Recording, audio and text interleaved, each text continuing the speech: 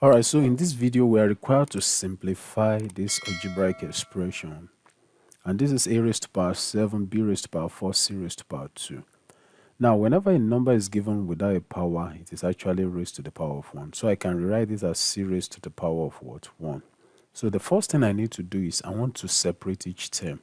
So the whole of this can be written as a raised to power 7 over a raised to power 5 multiplied by b raised to the power of 4 over b raised to power 2 multiplied by c raised to power 2 over c raised to power 1. So from one of the laws of indices, if you have a raised to the power of m over a raised to power n, as long as they are of the same base, it can be written as a raised to power what? M minus what? N.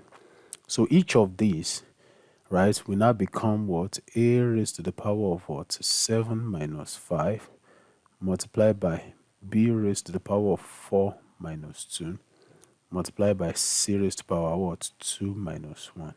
So this will return a raised to power 7 minus 5, that is 2, multiplied by b raised to power 4 minus 2, that is 2, multiplied by c raised to power 2 minus 1, that is c raised to power 1, which can actually be written as c. So this will be what? A square b square c. Or since these two, they have the same power, we can write it as ab raised to the power of 2 multiplied by c. I want to believe this video has helped someone. Please don't forget to subscribe, like, and share this video. Thank you for watching this video. See you in the next video.